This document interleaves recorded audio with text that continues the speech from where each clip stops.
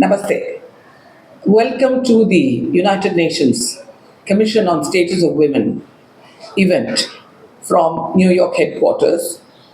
This is on young women and the challenges they face to reach their integrated level in 2030. As you know, we have talked about in the SDGs that we have to bring women and young women and integrate them because this is a very discriminated group, as you know. And after the pandemic, there has been a lot of discrimination in terms of their education, falling out of education and getting into the caring behavior in the family roles, little mothers as they call it. So therefore, and to prevent child brides and child marriage, we need to bring them into the livelihood sector in case they drop out of the schools and colleges. So today we have all the major cooperative networks because we are talking about how cooperatives will be mechanisms wherein young women can be brought into the livelihood sector.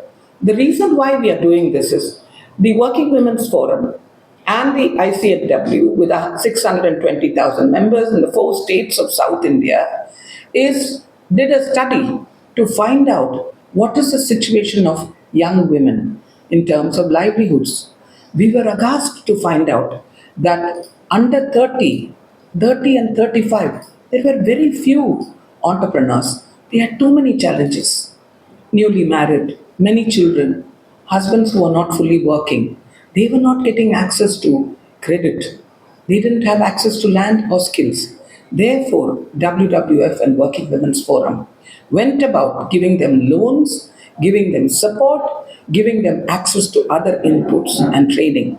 And so we have before you today on the video online 5 such young women entrepreneurs speaking about many of them studying and also working like abroad.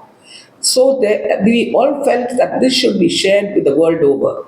And therefore we got the International Raiffeisen Union, we got the World Farmers Organization, the IDACA and the CARICOM. So we have most of the continents represented.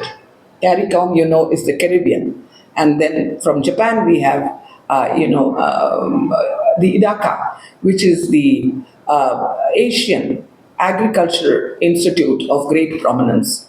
And the Raiffeisen Union is the oldest cooperative union in the world, nearly 100 years, to which I was the first woman elected in 100 years and re-elected again. We also have many other Indian and local networks and 20 countries nearly represented in the discussions, etc. We also have the United Nations represented, the UN SDG officer from the United Nations will also be speaking, giving a view of the situation of young girls, and coming in from South Asia, she has a lot of cultural nuances and knowledge of this. Further, we will be also having a question-answer session because there are many people wanting to share. It is a very challenging situation how to get our young women into the livelihood. They have children and then they have sometimes abandoned by husbands. So there are many other issues in the Asian and in the African and other contexts. Therefore, we are very proud to tell you this is our 8th United Nations program in the last 3 years. Recording in progress. We have been one of the very lucky people, and our merit has been chosen by the United Nations. So we have done 4 programs with the UN Commission on Status of Women, and we have done 3 programs with the Commission on Social Development.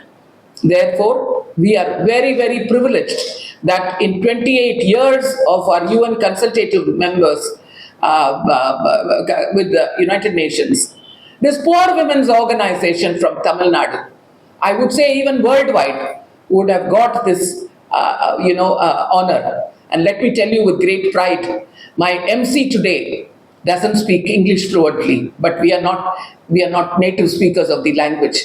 My people who have made the video, people who have done the online programming, people who are doing the case study are all our women. from the grassroots. I'm very proud to say that the HRD has been excellent. So thank you very much, and it's a real honor for us to conduct this program.